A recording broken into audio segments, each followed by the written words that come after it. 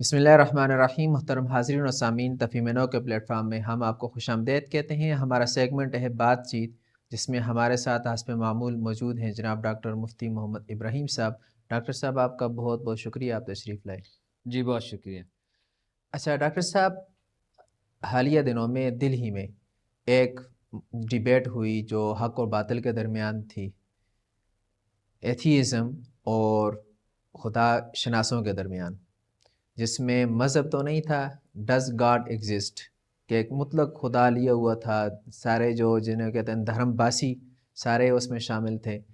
تو یہ ایک تو اگزامپل ایک سیٹ ہوئی ہے کہ ایسا معاشرہ جس میں آدمی کو ہر وقت جان کا خوف رہتا ہے، چونکہ ہم تو یہ سمجھتے ہیں وہاں سارے جان کا خوف رہتا ہے، آر ایس ایس کی وہاں جو مینٹلٹی پھیلی ہوئی ہے، وہاں ایسے ماحول میں ایک بڑے معتدل طریقے سے ایک تو اس ڈیبیٹ کو لے کر گئے ہیں، کون ہارا ہے کون جیتا ہے وہ بات کی بات ہے، لیکن ایک اس معاشرے میں گھرے ہوئے دور میں بھی ایک ایگزامپل سیٹ ہوئی ہے جو ہمارے مشرق میں عموماً یہ کہا جاتا ہے کہ مغرب کا کلچر ہے، لیکن مشرق میں بھی ایسا ہو سکتا ہے، اور ہمارے ملک پاکستان میں تو بے طریقے اولا ہو سکتا ہے۔ ایک تو ایگزامپل سیٹ ہوئی ہے، اور دوسرا دونوں حضرات جس طریقے سے تہذیب اور شائستگی کے انداز سے ایک دوسرے سے بات کر رہے تھے، اور اس سے پہلے جو ملے تھے اور پھر بعد میں جو ان کی ملاقاتیں وغیرہ ہوئی ہیں، اسے یہ تاثر ایک اچھا تاثر ملتا ہے، ایک ایجوکیٹڈ سوسائٹی کا سامنے ایک چہرہ نظر آتا ہے۔ ایک تو ہمیں اس طریقے کو فالو کرنا چاہیے، خاص طور پر اپنے ملک میں۔ تو آپ اس بارے میں کیا کہتے ہیں؟ بعد میں ہم آئیں گے اس کے انالیسس کی طرف، ہم یہ انالیسس کرنا چاہیں گے، وہ بعد میں آئیں گے اس میں فیلیسیز کون سی انہوں نے استعمال ہوئی ہیں جاوید اختر صاحب کی طرف سے، اور باقی مفتی شمائل صاحب کی طرف سے کون سے آرگومنٹس سیٹ کیے گئے تھے۔ یہ ایگزامپل نہیں سیٹ ہوئی ہے قسم کی؟ نہیں، یہ بالکل آپ صحیح کہہ رہے ہیں کہ دیکھیں، ایک علمی ماحول کے اندر اس طرح کی گفتگو کرنا اور ایسے حساس موضوعات پر گفتگو کرنا، جس انداز سے یہ گفتگو ہوئی ہے، وہاں ایک بہت بڑی غلط فہمی کا ازالہ بھی ہوتا ہے۔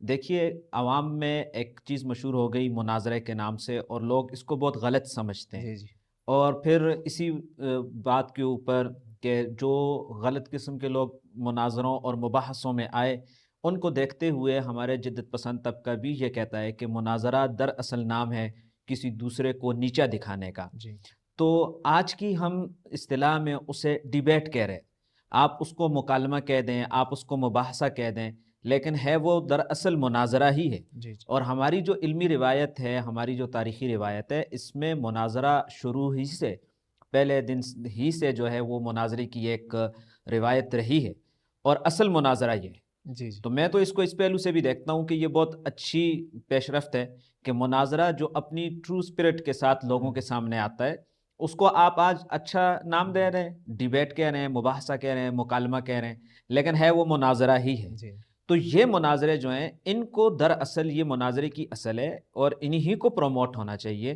اس لحاظ سے یہ بہت خوش آئند قدم ہے۔ جی۔ اچھا ڈاکٹر صاحب، بدقسمتی سے ایک تو بہت اچھی اگزامپل سیٹ ہوگی، لیکن ہمارے مسلمانوں میں ایک دو قسم کے گروہ اب اس کے بعد ڈیبیٹ کے بعد ایک سامنے ان کا ذہن آ رہا ہے، سوچ آ رہی ہے۔ ایک تو بڑا اچھا اسے کر رہے ہیں کہ ٹھیک ہے جی، پتہ چل رہا ہے کہ ہم عقل کے ذریعے بھی، ریزن کے ذریعے بھی ہم خدا کو پروو کر سکتے ہیں، ایمان تازہ ہوا ہے، کافی ایسے لوگوں کا اچھا نظریات ہوئے ہیں۔ اور دوسرے ایک گروہ وہ ہے مسلمانوں میں ہی، وہ کہہ رہا ہے کہ بڑے تن سے تشنیع سے کہ لو جی آپ نے اپنا خدا ثابت کر دی، مسلمان ہونے کے باوجود اب آپ کا خدا ثابت ہو گیا ہے، تن اور تشنیع کر رہے ہیں۔ تو یہ دوسرا جو گروپ ہے، اس کی جو مینٹلٹی اپروچ ہے، یہ کیوں پیدا ہو رہی ہے؟ یہ ایسا کیوں ہے؟ اچھا دیکھیں، یہ میں نے پہلے بھی جیسے کہا نا کہ یہ ہمارا جدید جو طبقہ ہے، جدید روشن خیال، اور اگر میں اس کے لیے یہ تعبیر استعمال کروں کہ حد سے زیادہ جدید، یہ ہمارے وہی حضرات ہیں، اور ان کو ہمیشہ سے یہ مسئلہ رہا کہ مناظرے سے، جیسے میں نے پہلے کہا نا، مناظرے کے نام سے ہی مسائل رہے ہیں، اور وہ کسی بھی طرح سے مناظرے کو ایک علمی روایت میں تسلیم کرنے کے پابند تو ہم نہیں کہہ سکتے، لیکن وہ اس کے خواہ بھی نہیں ہیں۔ اور ان کی یہ کوشش ہوتی ہے، وہ یہ سمجھتے ہیں کہ مناظرہ یہ دعوت کے برخلاف ہے، اور مناظرے کا کوئی فائدہ نہیں ہے، حالانکہ مناظرہ اس کی حقانیت، اور یہ ہمارے ہاں شروع سے خود قرآن کریم نے بہترین طریقے سے مناظرے کے بارے میں حکم دیا ہے۔ اچھا ایک دوسرا پہلو بھی ہے جس کو بہت میں چاہتا ہوں کہ اس کو دیکھنا چاہیے. جو ہمارے ہاں جدید طبقہ ہے، جیسے مثال کے طور پر جاوید احمد غامدی صاحب ہیں، جی یا اور آپ دیکھ لیں منکرین حدیث ہیں یا منکرین قرآن ہیں، ان حضرات کے ہاں ایک پہلو اور بھی ہوتا ہے. وہ یہ کہتے ہیں کہ بھائی مناظرہ ہم نہیں چاہتے، مباحثہ مکالمہ یہ کچھ بھی نہیں ہے، ہماری ایک رائے ہے جی جی اور آپ اس کے مقابلے میں آپ اپنی رائے رکھیں جی اور آپ کو آپ کا اختیار ہے کہ آپ ہماری رائے پر عمل کرنا چاہیں تو کر لیں، نہ کرنا چاہیں تو نہ کریں. یہ ایک بہت خوشنما بات لگتی ہے اور خوشنما چیز لگتی ہے، لیکن یہ اصل ماحول نہیں ہے. آپ دیکھیے نا، کل کو کوئی بھی آدمی اٹھ کے کھڑا ہو اور وہ اٹھ کے یہ کہہ دے کہ بھائی یہ میری رائے ہے، وہ چاہے قرآن کی تشریح کے بارے میں کہہ دے، وہ اسلام کے بارے میں کہہ دے، وہ خدا کے وجود کے بارے میں وہ یہ کہہ دے. مثال کے طور پر جیسے ہمارے ہاں ایک چیز چل رہی ہے ڈارک انرجی کے بارے میں ہی، وہ جی کہہ جی دے کہ ہم اس کو ہی خدا مانتے ہیں، اور جب اس سے گفتگو کی بات کی جائے تو وہ یہ کہ نہیں بھائی یہ میری رائے ہے اور آپ اپنی رائے رکھیں، میری رائے کا آپ کی مرضی ہے کہ آپ اس کو تسلیم کرتے ہیں یا نہیں کرتے ہیں. تو میرے کہنے کا مقصد یہ ہے کہ یہ جو ہمارے ہاں یہ جو طبقہ ہے جو اپنی بات کو صرف اس حد تک چھوڑ دیتا ہے، یہ دراصل مضبوط بنیادوں پہ کھڑا نہیں ہوتا.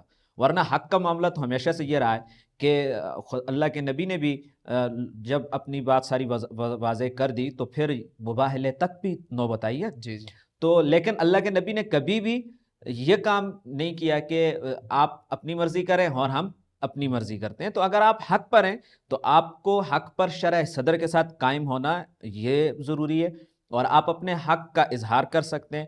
اس کے لیے بسا اوقات مناظرے کی ضرورت بھی پیش آتی ہے، اس کی ضرورت سے انکار نہیں ہو سکتا. اچھا ڈاکٹر صاحب، مفتی محمد شمائل صاحب واقعی ہیرو آف اسلام کہلانے کے حقدار ہیں، اور ایک نوجوان نسل کو چاہیے کہ بجائے اس کے وہ بالی ووڈ میں اپنے ہیرو ڈھونڈے اور لالی ووڈ اور دوسرے جو باقی ووڈ وغیرہ ہیں ان میں اپنے ہیرو ڈھونڈے. اصل ہیرو یہی لوگ ہیں. اب دیکھیں انہوں نے جب آغاز کیا تو ایک فاؤنڈیشن سیٹ کی، کچھ انہوں نے وہ سٹینڈرڈز طے کیے کہ ایک چونکہ ڈز گاڈ ایگزسٹ ایک براڈر ٹرم ہے کہ جس میں ہم صرف مذہب پہ بات نہیں کریں گے، ہر ایک کا اپنا اپنا خدا ہے، خدا کا وجود تو ہر ایک مانتے ہیں، لیکن اس کی تشریح میں آگے فرق ہے، وہ ایک علیحدہ بحث ہے. تو مذہب میں وہ نہیں گئے. پہلے انہوں نے کہا کہ یہ ہم ریولیشن وہی پہ بات نہیں کریں گے، وہی کے ذریعے ہم خدا کو ثابت نہیں کریں گے. ایک سٹینڈرڈ یہ انہوں نے سیٹ کیا. دوسرا سٹینڈرڈ یہ سیٹ کیا کہ امپیریسزم جو تجربات و مشاہدات ہیں اس کو انہوں نے نفی کی کہ اس سے ہم نہیں کریں گے چونکہ غلط ہو سکتے ہیں امپیریسزم. پھر تیسرا انہوں نے سائنس اور خاص طور پہ سائنٹسزم کہ جو جس میں سائنس کو پوجا جاتا ہے اس کو انہوں نے نفی کی. اور آخری جو انہوں نے جس پہ بات کی وہ لاجک اور ریزن ہے کہ عقل کے ذریعے ہم خدا کو ثابت کریں گے. عقل کے ذریعے خدا کو ثابت کرنا ہے ایک بات بھی انہونی ہے اس کے لیے، جس سے پتہ نہ ہو یہ سمجھتا ہو کہ بس ایمان اور یقین یہی ہے کہ بس عقل میں آئے نہ آئے، معنی وہ ایک علیحدہ بات ہے. لیکن وہ یہ سمجھ جاتے ہیں کہ بس عقل اس میں بند ہو جاتی ہے، عقل کا کوئی تعلق نہیں ہے اس میں. تو بڑے اچھا ہے، انہوں نے آغاز بھی بڑا اچھا لیا ہے، اگزامپل سیٹ کر کے اسٹینڈرڈ اس میں طے کر کے. تو اس بارے میں آیا ہم اپنے معاشرے میں جب بات کریں تو کیا یہی طریقہ نہیں ہونا چاہیے جس میں مخالف کی بھی حدود کا خیال کیا جائے؟ دیکھیں یہ بہت زبردست انداز سے مفتی شمائل صاحب نے جو اپنے ابتدا ہی میں سٹینڈرڈ طے کیے، یہی ایک مناظرے کا اور ایک علمی ڈیبیٹ کا یہی طریقہ ہوتا ہے کہ آپ پہلے یہ طے کر لیتے ہیں کہ آپ کے اور آپ کا جو مخالف ہے اس کے درمیان میں گفتگو کے معیار کیا ہوں گے، اور ان کو طے کر لینا یہی اصل بنیاد ہے. جب تک یہ معیارات طے نہیں ہوتے اور جسے ہم شرائط مناظرہ بھی کہہ رہے ہوتے ہیں نا، تو شرائط مناظرہ پہلے سے طے کر لی جاتی ہیں کہ بھائی آپ کی دلیل آپ کہاں سے دلیل دیں گے، ہم کہاں سے دلیل دیں گے، دلیل کا سٹینڈرڈ کیا ہوگا. یہ انہوں نے بہت بہترین انداز سے اس فاؤنڈیشن کو قائم کیا اور وہ اس چیز کے اوپر لے کر آئے جو مخالف کے نزدیک بھی مسلم تھی اور ان کے نزدیک بھی مسلم ہے، اور وہ وہی تھی لاجک اور ریزننگ کے اوپر، عقل کے اوپر لے کر آئے. اچھا میں یہاں درمیان میں ایک تھوڑی سی وضاحت یہ کر دوں کہ جیسے یہ اشکال بھی ہوتا ہے اور کیا بھی جاتا ہے کہ جب خدا عقل میں آ ہی نہیں سکتا تو پھر عقل کے ذریعے سے خدا کو کیسے ثابت کیا جا سکتا ہے. تو اور اسی کے اوپر کچھ حضرات کا یہ بھی اعتراض آتا ہے کہ آپ جتنی بھی بحث کر رہے ہیں وہ آپ انہی اپنے حواس سے کر رہے ہیں اور اس میں آپ عقل ہی استعمال کر رہے ہیں. اگر خدا ایسی ذات ہے کہ جو عقل میں نہیں آ سکتی تو ہم پھر عقل کے ذریعے اس کے وجود کو کیسے ثابت کر سکتے ہیں؟ تو دیکھیے ہم اس بارے میں قائل ہیں کہ عقل کی ایک حد ہے، عقل کے ذریعے سے ہم یہ جان سکتے ہیں کہ اس کائنات کا ایک کریٹر ہے، ایک خدا ہے، اور اسی عقل کے ذریعے سے ہم یہ جان سکتے ہیں کہ وہ آل نوئنگ ہے، وہ پاورفل ہے، اور اسی عقل کے ذریعے سے پھر ہم یہ بھی جان لیتے ہیں کہ وہ خدا کا اس کی ایک اتھارٹی ہے اس دنیا پر۔ لیکن عقل کے ذریعے سے ہم خدا کی ذات کی پوری کن کو جان لیں، یہ پاسبل نہیں ہے۔ خدا کی ذات کیسی ہے، پوری کی پوری اس کی حقیقت کیا ہے، یہ جاننا عقل کے بس میں نہیں ہے۔ اچھا ڈاکٹر صاحب، اس میں دو اصطلاحات بار بار استعمال ہوتی رہی ہیں، کنٹینجنسی بینگ اور نیسیسری بینگ۔ اب جو اہل علم ہیں وہ تو جانتے ہیں کنٹینجنسی بینگ ممکن الوجود ہے اور نیسیسری بینگ واجب الوجود ہے، لیکن ایک عام عوام جو لے مین ہے وہ جب اسے سن رہا ہوگا یا دیکھ رہا ہے تو وہ اسے آپ کس طرح ایک عام آدمی کو کیسے سمجھائیں گے نیسیسری بینگ واجب الوجود اور کنٹینجنسی بینگ ممکن الوجود جو حادث سے یہ عام آدمی کس طرح سمجھے گا، ایک بچہ بھی سمجھ جائے؟ دیکھیے اس کی طرف تو ہم جاتے ہیں کہ ایک عام آدمی کو کس طرح اس کے ساتھ اس کو کس طرح کس انداز میں سمجھایا جا سکتا ہے، یہ بہت بنیادی چیزیں ہیں۔ لیکن اس سے پہلے درمیان میں یہ بات کہنا چاہوں گا کہ ہمارے جو اہل علم ہیں، ہمارے جو علماء کرام ہیں، وہ اس بات کے اوپر انہیں یوں بھی کہہ لیں کہ خوشی کا بھی اظہار کرنا چاہیے اور اعتماد بھی رکھنا چاہیے کہ یہ ساری وہی چیزیں ہیں جو ہمارے اکابرین پہلے سے بتا کر چلیں گے۔ بالکل۔ آپ مولانا قاسم نانوتوی رحمۃ اللہ علیہ کا مباحثہ شاہ جہاں پور بہت مشہور مباحثہ ہے کہ جس میں انہوں نے ہندو مذہب سے اور باقی دوسرے مذاہب کے مقابلے میں اللہ تبارک و تعالیٰ کے وجود کے اوپر گفتگو کی، کئی اور موضوعات کے اوپر گفتگو کی۔ تو جہاں وہ خدا کے وجود پر گفتگو کرتے ہیں تو وہاں پر وہ اسی بات کو لے کر آ رہے ہوتے ہیں کہ دنیا میں جتنے بھی وجود ہیں وہ عارضی ہیں اور اصل وجود جو ہے وہ اللہ تبارک و تعالیٰ کا ہے۔ تو ہمیں صرف اپنے اکابرین پر اعتماد کرنا ہے، اپنی میراث کو سمجھنا ہے اور آج کی زبان میں اس کو بیان کرنا ہے۔ اچھا، تو اب جو یہ بات رہ گئی کہ کنٹینجنسی آرگومنٹ، دیکھیں اس کو آسان انداز میں ہم یوں سمجھ سکتے ہیں کہ اس کائنات میں جتنی بھی چیزیں ہیں وہ ساری کی ساری اپنے وجود میں کسی کی محتاج ہیں۔ یعنی ایک وقت تھا کہ جب یہ چیزیں موجود نہیں تھیں۔ آپ کے سامنے قلم ہے تو ایک وقت تھا کہ یہ قلم نہیں تھا، آپ کے سامنے درخت ہیں تو ایک وقت تھا کہ یہ درخت نہیں تھے۔ اسی طرح اگر آپ چلتے جائیں تو ایک قلم سے لے کر اس پوری کائنات تک اس کے اوپر ایک وقت ایسا تھا کہ جب یہ کائنات نہیں تھی۔ خود وہ لوگ بھی جو اس کائنات کے بارے میں بگ بینگ تھیوری کے قائل ہیں، وہ بھی یہ مانتے ہیں کہ ایک وقت ایسا تھا کہ بگ بینگ تھیوری سے پہلے یہ کائنات نہیں تھی۔ تو اب جو چیز جو پہلے نہیں تھی پھر بعد میں ہو گئی، وہ چاہے چھوٹی سی چھوٹی چیز ہو یا بڑی سی بڑی چیز ہو، وہ اپنے وجود کے لیے کسی سبب کی محتاج ہوتی ہے۔ یعنی کوئی نہ کوئی ایسا وجود، کوئی نہ کوئی ایسا سبب ضرور ہوگا جو اس کو وجود میں لائے۔ اگر کوئی ایسا سبب نہیں ہے تو پھر وہ وجود میں ہی نہیں آ سکتی۔ تو اب یہ دیکھیے کہ اگر جو چیز اس کو وجود میں لا رہی ہے اس کے لیے خود بھی تو سبب کا ہونا ضروری ہے۔ بالکل۔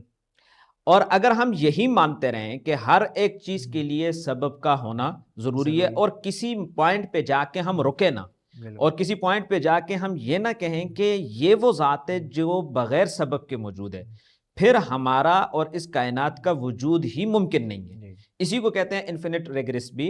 یعنی دیکھیں مثال کے طور پر اس کی آسان مثال یہ ہے، وہ جیسے ہمارے حضرات بھی دیتے ہیں اس کی مثال، کہ ایک آدمی وہ کسی کو یہ پروپوز کرتا ہے کہ میں آپ سے شادی کرنا چاہتا ہوں، کسی لڑکی کو، ایک لڑکا، اور وہ لڑکی یہ کہے کہ میں یہ اپنے والدین سے پوچھ کے بتاؤں گی، اس کے والدین یہ کہیں جی کہ ہم اپنے رشتہ داروں سے پوچھ کے بتائیں گے، اور وہ یہ سلسلہ چلتا ہے۔ اس کے رشتہ دار وہ چچا ماموں سے پوچھے، ماموں چچا سے پوچھ رہے، کوئی نانی سے پوچھ رہا ہے، تو وہ یہ سلسلہ چلتا رہے تو زندگی میں کبھی بھی اس کی شادی نہیں ہوگی۔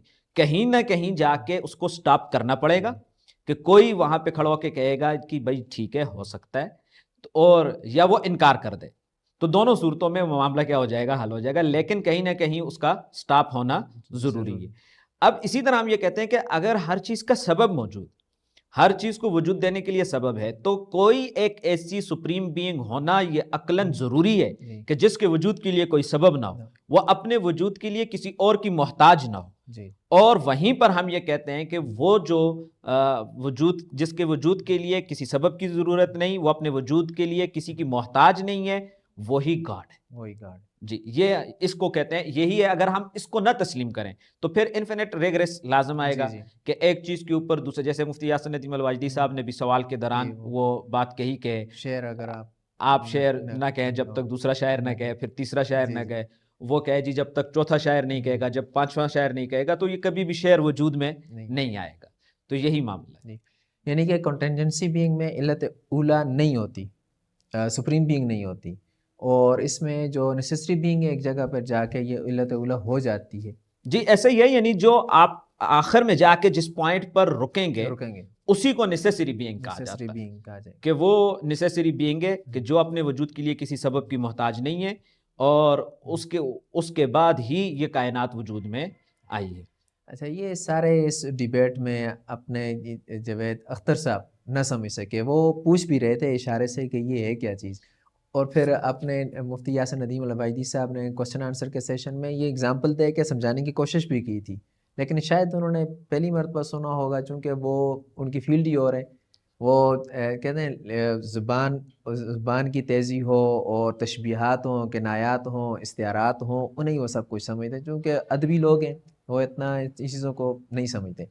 یہ ایسا ہی ہے کہ جاوید صاحب جو ہیں وہ فلسفے کے اور علم الکلام کے وہ چونکہ ان کا میدان نہیں ہے, اور جب ان کا میدان نہیں ہے اور ان کے الہات کے پیچھے بھی ہم یہی کہیں گے کہ جو اسباب کار فرما نظر آتے ہیں وہ وہی ہیں کہ ذاتی نوعیت کے ہیں.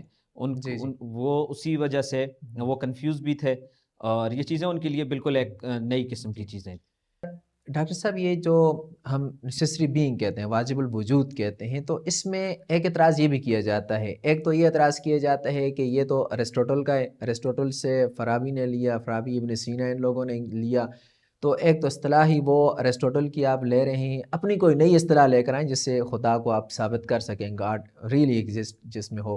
اور دوسرا وہ یہ کہتے ہیں کہ آپ واجب الوجود گاڈ کو کہہ رہے ہیں, نیسیسری بینگ گاڈ کو کہہ رہے ہیں, تو ہم بھی تو نیسیسری بینگ واجب الوجود جو ہے وہ انرجی کو کہتے ہیں, میٹر مادہ کو کہتے ہیں. تو ہمارے نزدیک نیسیسری بینگ وہ یہ ہو گیا, مادہ ہو گیا, میٹر ہو گیا, انرجی ہو گئی, اور آپ کے نزدیک نیسیسری بینگ گاڈ ہو گیا, تو فرق تو کچھ بھی نہ رہا. اچھا دیکھیں, اس میں دو چیزیں ہیں. پہلی بات جو آپ یہ کہی کہ بعض لوگ یہ کہتے ہیں کہ یہ ارسطو سے ارسطوٹل سے جو ہے تو وہ یہ چیزیں چلیں, کنٹینجنسی آرگومنٹ وغیرہ, اور وہاں سے. تو دیکھیے اصطلاحات کے اوپر کسی کی بھی اجارہ داری نہیں ہوتی, دلائل کے اوپر کسی کی بھی اجارہ داری نہیں ہوتی. پھر ہم تو ان دلائل کو دیکھتے ہیں, اور پھر ہمارے فلاسفہ نے مسلم علمی روایت کے اندر ان کو اس انداز سے پیش کیا ہے. یہ کوئی میرے خیال سے ایسے عیب کی چیز نہیں ہے. جیسے آپ دیکھ لیں کہ سیلوجزم آج پورے یورپ میں استعمال ہوتا ہے, اس کے جو آرگومنٹس ہیں, جو ساری چیزیں, اور یہ ساری کی ساری فارابی نے لی. فارابی ہی اس کے بانی کہلاتے ہیں. معلم ثانی انہیں سیکنڈ ٹیچر کہا جاتا ہے. سیلوجزم جو موجودہ پھیلا ہوا ہے وہ تقریباً انہی کی وجہ سے, انہی کا ہے. تو اب ہم یہ کہنا شروع کر دیں کہ یورپ نے یہ سارا فارابی سے لیا ہے, اور وہ کیسے لیا ہے, تو یہ کوئی میرے خیال سے کوئی اتنا ویلڈ پوائنٹ نہیں ہے. اور دوسری جو بات یہ کی گئی کہ وہ جو نیسیسری بینگ ہے وہ میٹر بھی ہو سکتا ہے. میرے خیال سے چونکہ یہ ڈیبیٹ اس لمحے آگے بڑھی نہیں ہے, اگر بڑھ جاتی تو پھر مفتی شمائل صاحب بھی اس کے ایک دوسرے پارٹ کی طرف جاتے, دوسرے حصے کی طرف جاتے. لیکن آپ نے دیکھا کہ پوری اس ڈیبیٹ کے اندر مفتی شمائل صاحب کا ایک ہی گلہ تو رہا کہ آپ اصل موضوع پر آئیں, اور اس جو دلیل انہوں نے دی ہے اسی کو وہ لے کر آگے چلیں. یہ تو اس دلیل کا ایک پہلا حصہ ہے. اب دلیل کا دوسرا حصہ بھی تھا, اور وہ یہ تھا کہ وہ جو آخری ایک نیسیسری بینگ ہے اس کے لیے ہم کیوں کہتے ہیں کہ وہ میٹر نہیں ہو سکتا, وہ مادہ نہیں ہو سکتا, اس لیے کہ اتنی بات کافی نہیں ہے کہ آپ آخر میں پہنچ کے, اس کے لیے کانشیسنس بھی ضروری ہے, اس کے لیے آل نوئنگ اور آل پاورفل ہونا بھی ضروری ہے, اور اس کا وننس ہونا بھی ضروری ہے. اچھا اب یہ ساری چیزوں کے دعوے میٹر تو نہیں کر رہا, میٹر کے اندر تو آپ خود تسلیم کر رہے ہیں کہ کوئی کانشیسنس نہیں ہے. اور ہماری خود اگر ہم اس بیس کی طرف چلیں گے کہ ہماری اور انسانوں کے اندر جو کانشیسنس ہے, جو انٹلیکٹ ہے, یہ خود وہاں سے ماخوذ ہے. اور تو اس سے بھی ہٹ کے ہم یہ کہتے ہیں کہ یہ جو چار چیزیں ہیں, یہ جو دعوے ہیں کہ وہ جو آخری نیسیسری بینگ ہوگی, علت اولا جو ہوگی, اس کے لیے سب سے پہلے انٹیلیجنس ہونا ضروری ہے, اس کے لیے انٹینشن اس کی ہو, اس کا آل پاور ہونا اس کا ضروری ہے, اور اس کا وننس ہونا ضروری ہے. ان میں سے پھر ہر ایک پر علادہ سے گفتگو ہے. چونکہ وہ اس ڈیبیٹ میں نہیں آ سکی، وہ وقت بھی نہیں تھا اور جاوید اختر صاحب نے اس طرف آنا بھی نہیں تھا، اس لیے یہ چیز رہ گئی. تو میرے خیال سے جب اس پورے آرگومنٹ کو دیکھا جائے گا تو آخر میں یہی بات سامنے آتی ہے کہ وہ جو نیسیسری بینگ ہے، ابھی دیکھیں نا کہ ابھی ہم اس کو ایک براڈر اس میں بات کر رہے ہیں کہ اس کائنات کا کوئی نہ کوئی کریٹر ہے، اور پھر وہ کریٹر وہ وہی ہے جس کو اسلام ڈیفائن کر رہا ہے، اسلام جس کو اللہ کہہ رہا ہے. تو اس تک تو ہم نے پہنچنا ہے نا. تو وہ دلیل کے اگلے مراحل تھے جو اس ڈیبیٹ میں نہیں آ سکے.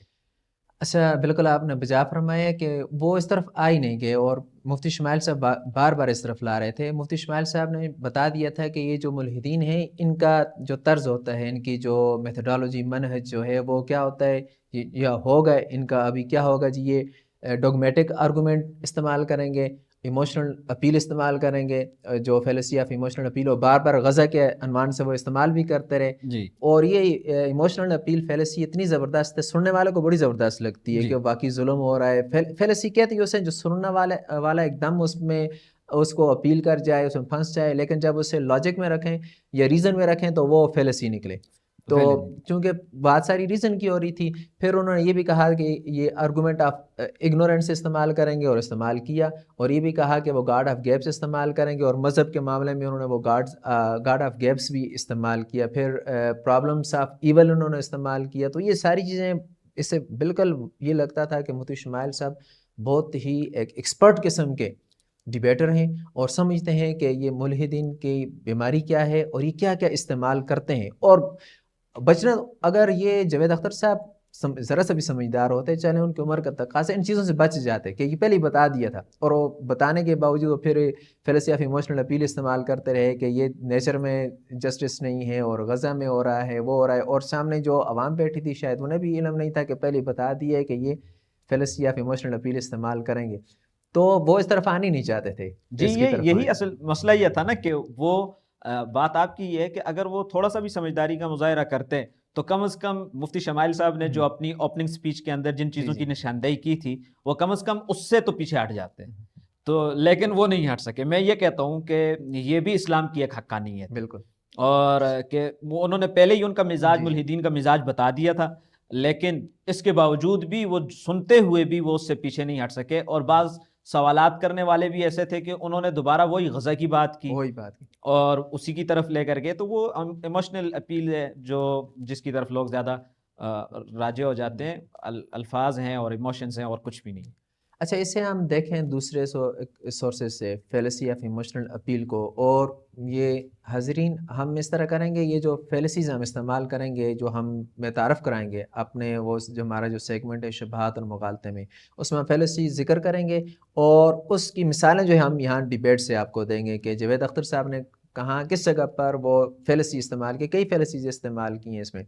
اچھا، اس میں ڈاکٹر صاحب یہ جو دوسرے اینگل سے ہم دیکھیں، اس میں جو آبجیکٹو موریلٹی اور سبجیکٹو موریلٹی غزہ کے بارے میں جسے فیلسی آف ایموشنل اپیل ہے، تو یہ بھی ہمارے یہاں بعض جو ہے وہ بڑے غلط طریقے سے اسے انٹرپریٹ کیا جاتا ہے کہ یہ آبجیکٹو موریلٹی سبجیکٹو موریلٹی کیا، یہ عام سادہ انداز میں کس طرح ہوگا؟ دیکھیے، آبجیکٹو موریلٹیز پہ اسی کو مفتی شمائل صاحب نے بھی ان سے یہی پوچھا تھا کہ یہ جو ایتھیسٹک ورلڈ ویو ہے ان کے پاس اس بات کی کوئی فاؤنڈیشن نہیں ہے کہ موریلٹی یہ جب آبجیکٹیولی ہے تو وہ کس بنیاد پر ہے. یعنی اگر آپ اس کے لیے خدا کے وجود کو نہیں مانتے تو پھر آپ کس بنیاد پہ یہ کہہ سکتے ہیں کہ انصاف کرنا یہ ایک اچھی چیز ہے. آپ دیکھیں نا، انصاف کے بارے میں نہ وہ کسی زمانے میں، نہ کسی قوم میں، نہ کسی علاقے میں کسی کے ساتھ مقید نہیں ہے. ہر شخص یہ سمجھتا ہے کہ انصاف جو ہے وہ ایک اچھی صفت ہے، وہ اچھا اخلاقی قضیہ ہے. اچھا، اب دوسری بات یہ بھی بہت اہم ہے کہ یہ ساری چیزیں باقی جو ہمارے ہاں جو کائنات میں دیگر مخلوقات ان کے ہاں نہیں ہے. جانوروں کے اندر انصاف کا کوئی کانسیپٹ نہیں ہے اور صرف انسان ہی کے اندر ہے. تو اس کا مطلب یہ ہوا کہ یہ کسی نے رکھا ہے. بالکل.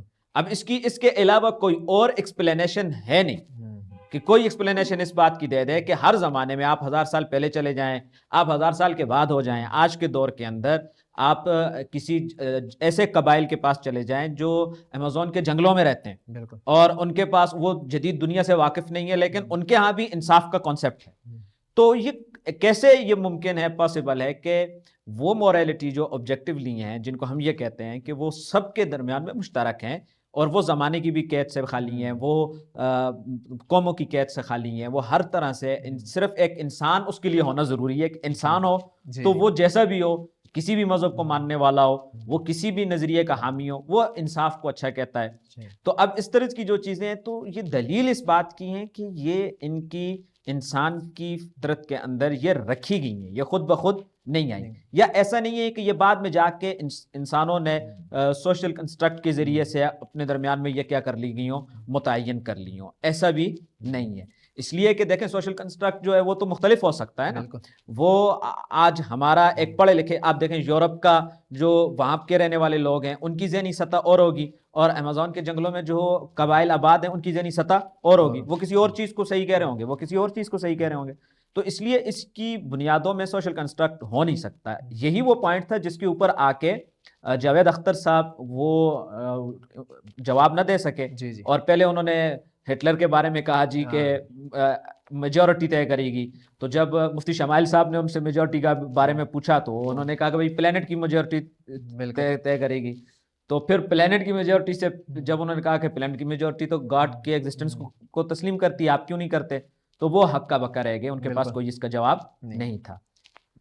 اچھا ڈاکٹر صاحب، اس میں انہوں نے جو مفتی صاحب انہیں لا رہے تھے اسی ٹاپک پہ رہے جی، ڈز گاڈ ایگزسٹ، اور وہ بار بار مذہب کی طرف جا رہے تھے، جس میں انہوں نے گاڈ آف گیپس کی مثالیں دی کہ پہلے یہ وہاں یہ تھا اور دوسرے میں یہ تھا. تو آپ گاڈ آف گیپس کو آسان انداز میں عوام کو کس انداز میں سمجھائیں گے؟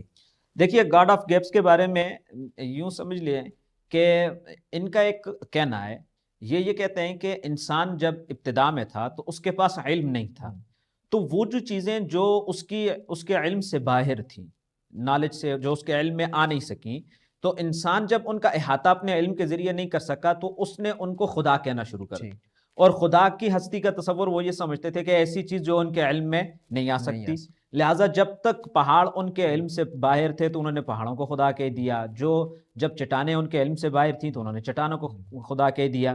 پھر جیسے جیسے علم آتا گیا انہوں نے پہاڑوں پہ قابو پایا، انہوں نے دریاؤں پہ قابو پایا، انسان نے اپنے علم کے ذریعے سے اس کا احاطہ کر لیا، تو وہ سکپ ہوتے گئے.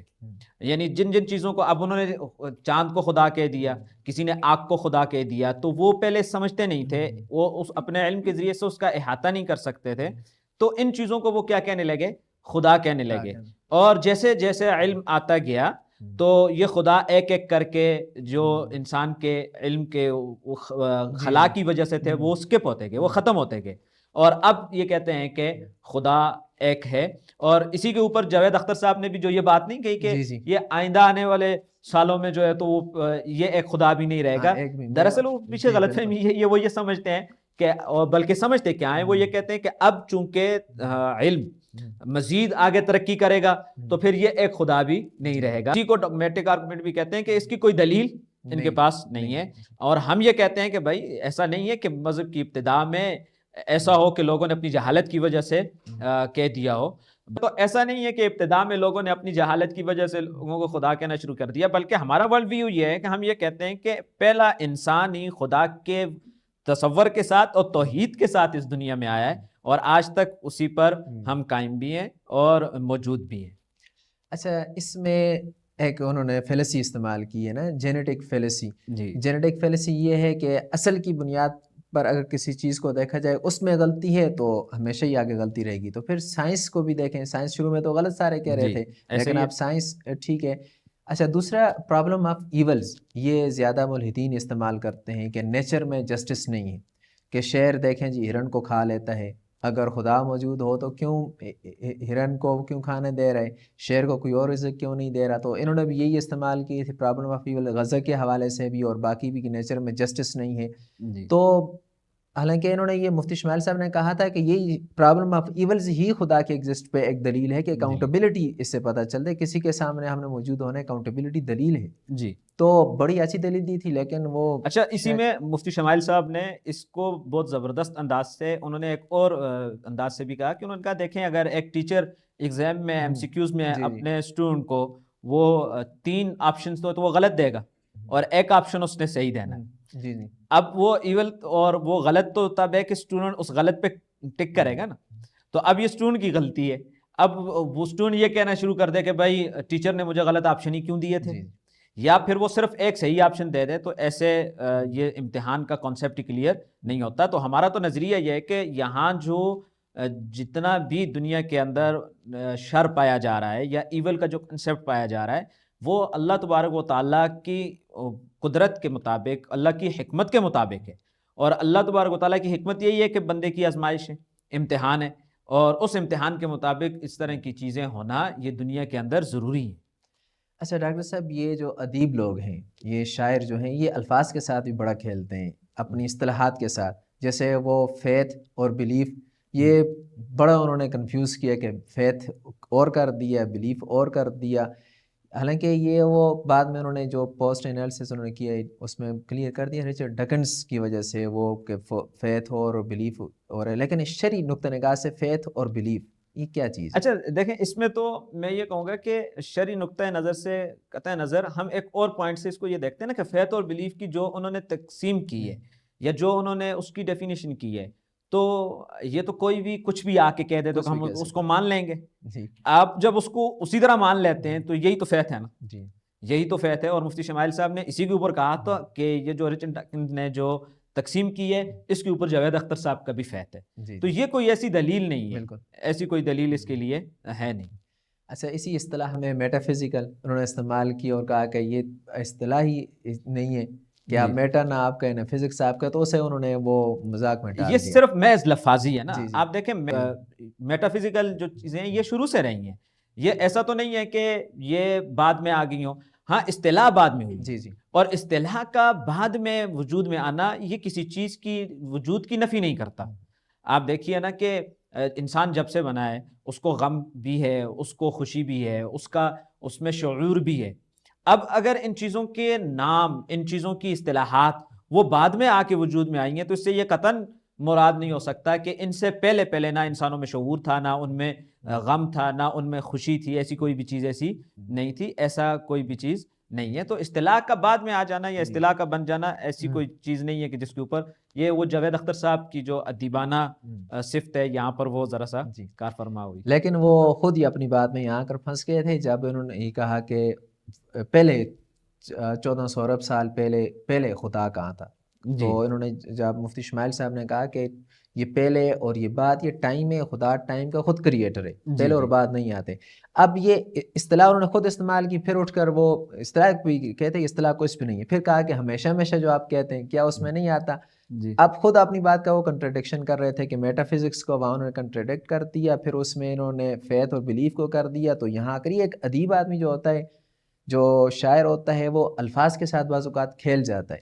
جی ایسے. اچھا باقی یہ بات کہ وہ جو ازل اور ابد یا جو ہمیشہ کے الفاظ ہم استعمال کرتے ہیں, ہماری علم الکلام کی کتب میں ان پر تفصیلی بحث موجود ہے کہ اب یہ دیکھیں اصل میں یہ زبان کی ایک لمیٹیشن ہے, اس سے باہر ہم نکل نہیں سکتے, ہمارے پاس کوئی اور ایسے الفاظ ہیں نہیں.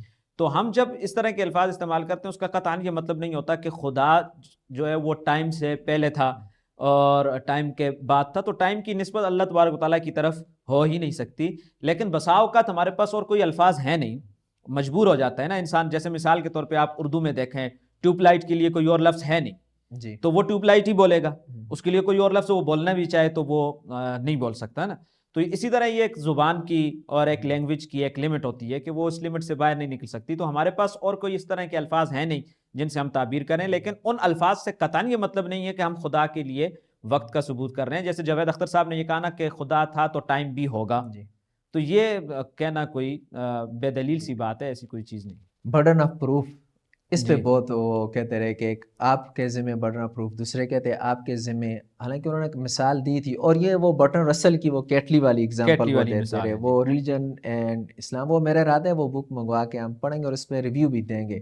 اس پہ ارادہ رجب علی آزاد بھائی کو ساتھ رکھیں گے, وہ خوش ہوتے ہیں ایسی کتابوں پہ, ایسے ریویو پہ. تو برڈن آف پروف انہوں نے ایک آسان انداز میں عام آدمی کو برڈن آف پروف آپ کیسے سمجھائیں گے؟ دیکھیں برڈن آف پروف کا مطلب یہ ہوتا ہے کہ دلیل کس کے ذمہ ہے. جو آدمی دعویٰ کرتا ہے دلیل بھی وہی لا کر دیتا ہے. آپ دیکھیں کورٹ میں ایک آدمی جا کے یہ دعویٰ کرتا ہے کہ فلاں مکان میرا ہے یا فلاں گاڑی میری ہے, تو اب ثبوت بھی وہی پیش کرے گا جو کیا کر رہا ہے، دعویٰ کر رہا ہے. تو اس کو کہتے ہیں کہ جو دعویٰ کر رہا ہے دلیل بھی، ایویڈنس بھی، گواہ بھی وہی لا کر پیش کرے گا. برڈن آف پروف کا یہ مطلب ہے. اب ہمارا جو ایتھیزم کے ساتھ اور ایتھیسٹک جو ورلڈ ویو ہے اس کے ساتھ جو ہمارا معاملہ ہے، ہم یہ کہتے ہیں کہ جو ڈیفالٹ پوزیشن ہے وہ خدا کے ہونے کی ہے. جی کہ اللہ تبارک و تعالیٰ ہے، خدا ہے، اس کائنات کا کوئی کریٹر ہے، اس کائنات کا کوئی کریٹر ہے. اور جو آ کے انکار کر رہا ہے کہ نہیں خدا نہیں ہے، اب جو وہ خدا نہ ہونے کی بات کر رہا ہے تو دراصل دعویٰ یہ کر رہا ہے. اچھا، اب صرف مسئلہ یہ ہوتا ہے کہ یہ انکار کر رہا ہے، اور اسی کو مفتی شمائل صاحب نے اس کو وضاحت بھی کی کہ بھائی دعویٰ ہمیشہ صرف پازیٹیو نہیں ہوتا، وہ نیگیٹو بھی ہو سکتا ہے. تو وہ جب یہ دعویٰ کر رہا ہے کہ خدا نہیں ہے تو وہ دعویٰ کر رہا ہے تو برڈن آف پروف بھی وہ لائے، وہ لا کر ثابت کر کے دکھا دے کہ خدا نہیں ہے. اس کا یہ ثبوت ہے. تو جتنی بھی ملحدین ہیں آپ یہ دیکھیں گے کہ یہ کبھی بھی اس کے اوپر نہیں آتے کہ وہ خدا کے نہ ہونے کے اوپر کوئی دلیل پیش کر سکیں. انہیں یہ بات، میرے خیال سے میں یہ سمجھتا ہوں کہ انہیں یہ بات شاید سمجھ ہی نہیں آ رہی کہ دعویٰ بھی ان کی طرف سے ہے. وہ یہ سمجھتے ہیں کہ دعویٰ ہمارا نہیں ہے، دعویٰ صرف اور صرف مسلمانوں کا ہے. تو مسلمانوں کا دعویٰ اپنی جگہ پر ہے، لیکن مسلمان تو اس بات کے بھی قائل ہیں کہ بھائی ڈیفالٹ پوزیشن یہ ہے کہ خدا کے وجود کا اقرار کیا جائے. بائی ڈیفالٹ پوزیشن یہ ہے. انکار کرنا جو ہے یہ وہ ڈیفالٹ پوزیشن نہیں ہے. تو جو دعویٰ کر رہا ہے وہ دلیل بھی لا کر دے. اچھا ڈاکٹر صاحب، جہاں اس ڈیبیٹ سے کئی مثبت پہلو سامنے آئے ہیں، وہاں ایک پازیٹیوٹی یہ بھی آئی ہے کہ جو ہمارے درس نظامی کو فضول سمجھا جاتا ہے اور کبار کا ایک ڈھیر سمجھا جا رہا ہے، ان کی افادیت سامنے آئی ہے کہ اب وہ جو ہم اس تفسیر المنطق کو، شرح تہذیب کو، عیسیٰ غوجی کو، مرکات کو، قطبی کو اور سلم وغیرہ کو فضول سمجھتے تھے، یا ادھر عقیدہ طحاویہ اور شرح تہذیب وغیرہ کو ہم سمجھتے تھے کہ نہیں جی یہ قدیم ہو گئی، اب جدید ضرورت ہے. تو یہ ایک بات نکھر کے سامنے آئی ہے کہ نہیں، یہ ہمارے اکابر نے جو ہمیں نصاب دیا ہے، جو سلیبس ہمیں دیا ہے، وہ واقعی ایسا جاندار اور ایسا مضبوط ہے کہ اس کے سامنے کوئی مائی کا لال ٹک نہیں سکتا. اچھا بالکل یہی بات ہے. دیکھیں اسی کو ہم نے شروع میں بھی یہ کہا تھا کہ ہمارے علم الکلام میں، ہماری روایت کے اندر یہ ساری چیزیں موجود ہیں. مفتی شمائل صاحب نے خود بھی اس کا اقرار کیا کہ ان کا سارا مناظرہ اور ساری ان کی ڈیبیٹ جو ہے وہ علم الکلام کے اوپر تھی. اگرچہ ہمارے جدید طبقے کو علم الکلام سے الرجی بھی ہے، جدت پسند جو ہمارا طبقہ ہے، اور وہ ہونی بھی چاہیے کیونکہ علم الکلام ہی کی وجہ سے ان کا معاملہ آگے نہیں چل سکتا. لیکن بات یہی ہے کہ دیکھیں ہمارے علم الکلام میں جسے ہم دور اور تسلسل کہتے ہیں، جسے ہم خدا کے وجود کے اوپر بحث کرتے ہیں، جیسے ہم اول اور آخر کی بحث کرتے ہیں صفت میں کہ خدا جب اول ہے یا آخر جب کہا جاتا ہے تو اول کا مطلب کیا ہے، آخر کا مطلب کیا ہے، یہ ساری صفات، یہ ساری چیزیں یہ ہمارے علم الکلام میں موجود ہیں. وقت کی بحث کہ جب اس خدا کے لیے آپ ابداً یا ازل کا لفظ استعمال کرتے ہیں تو اس وقت اس سے کیا مراد ہوتا ہے. تو یہ ساری چیزیں اللہ کا فضل ہے کہ ہماری علمی ورثے کے اندر موجود ہیں. صرف ہمیں اس کے ساتھ جڑنے کی ضرورت ہے، اور زیادہ سے زیادہ ہمیں انہیں جدید زبان میں، انگلش میں یا آج کی جو زبان ہے اس میں اس کو ڈھالنے کی ضرورت ہے. اور اس پہ الحمدللہ یہ ہمارے جو مفتی یاسر ندیم الواجدی صاحب ہیں یہ اور ان کی ٹیم بہت اچھے طریقے سے کام بھی کر رہی ہیں، اور وہی سمجھنے کی ضرورت ہے. ٹھیک ہے ڈاکٹر صاحب، آپ کا بہت بہت شکریہ. تو حاضرین و سامعین، یہ ڈیبیٹ جو ہوئی دلہی میں، جو حق اور باطل کے درمیان تھی، یہ ایک قسم کا متن سمجھیں. اس کی جتنی بھی شروحات کی جائیں وہ کم ہیں. تو ملتے ہیں ایک نئے پروگرام میں، تب تک فی امان اللہ.